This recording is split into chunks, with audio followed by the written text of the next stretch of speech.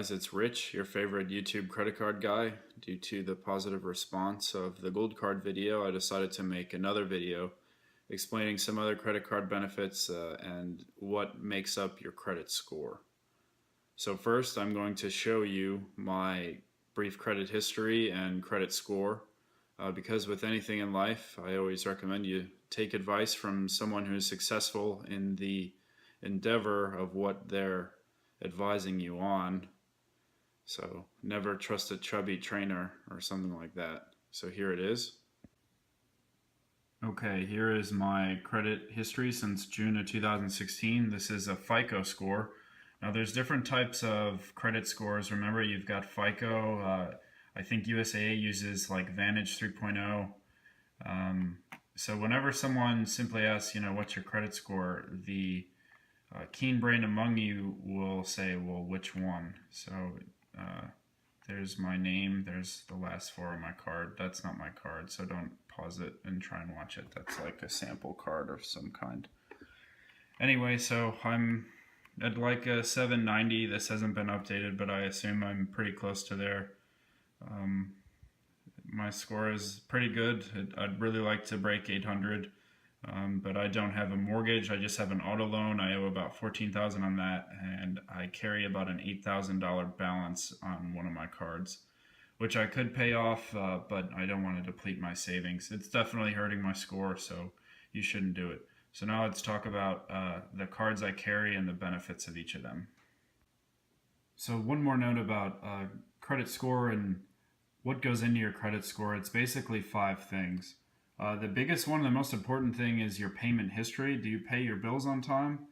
Next is your debt and credit. How much debt do you have and how much credit do you have available? Next is the length of your credit history. Are you a new credit consumer, or do you have decades worth of credit history? Next is your new credit. What are you acquiring to increase that amount of credit that you're allotted from lenders. And then lastly, other factors, reported income may or may not. I don't really know about the other factors, but it's the smallest portion of the pie anyway, so what does it matter? Just pay your bills on time. Okay, first up is the Gold Card, which I've had since last summer. It's worked out great. I always keep a zero balance on it, and I will show you what they gave me. So there's my available credit. I don't like to keep anything on there. I don't know, it just makes me nervous. I don't feel like asking for more credit. I don't need it. I think I've spent about maybe $4,000 on the card and paid it all off. What's cool about this card, in addition to the stuff that I talked about in the other one, is that I think it's every quarter they send you these beautiful magazines that they must be, I don't know, maybe $20 to produce each, and that's in bulk. Like, the cover is like a book you'd check out of the library. It's pretty extraordinary. So you get those once a quarter. Not that that makes a $995 annual fee worth it, but you also get a gift, and unfortunately I left the gift in my car, but it is a mechanical pencil. Here's a pen. That's not it. It's a mechanical pencil, the same gold as this, and it actually has my name etched on it. Okay, so the next card I carry is the American Express Platinum. I got this one first, particularly proud of this card because this was last year when I started to understand things like credit and the importance of it. So I got this card. This has like a $4.95 fee. So American Express is undergoing big changes because they're pissed off at Chase for stealing all their business with the Chase Reserve card, which I'll discuss here in a moment. But this card used to be, like kind of the tip of the iceberg for your Tier 2 cards, with your Tier 1 cards being like your Amex Centurion, your Santander Group cards, your Merrill Lynch cards. I'm talking really high-end cards that you have to spend like $250,000 and that are invite only. So this used to be only a charge card, which means you would pay off the balance in full each month, as opposed to a credit card where you can keep that balance rolling. So part of a charge card is you would pull this out, and the intelligent among consumers and business owners would say like, okay, this guy's using this card, he must have the money to pay off this bill at the end of the month. he must have some real money. That's what kind of distinguished it culturally from other cards. However, now they're offering a pay-as-you-go feature, which I just enrolled in for 10,000 extra rewards points because they want to make it more like a credit card and appeal to more consumers. So the whole charge card thing is kind of going away. What else about this card? I just booked some travel with it, including the 10,000 deal for making it a pay-as-you-go, which was a completely free option, and it didn't count against your credit history. It was a soft hit.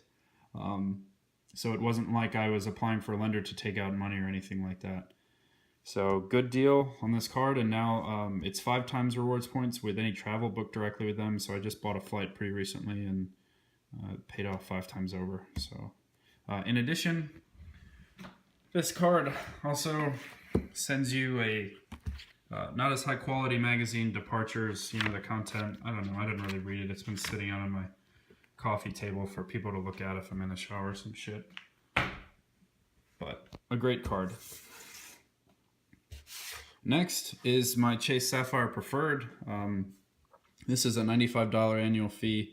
It's a good card, especially for dining and entertainment. It offers like unprecedented value. I think it's like 2 or 3 points times the points for those endeavors.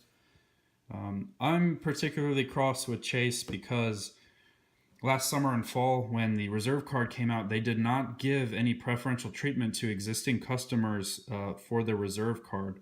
So I actually found out about the Reserve card from a friend rather than from Chase themselves. So I think that's bullshit customer service.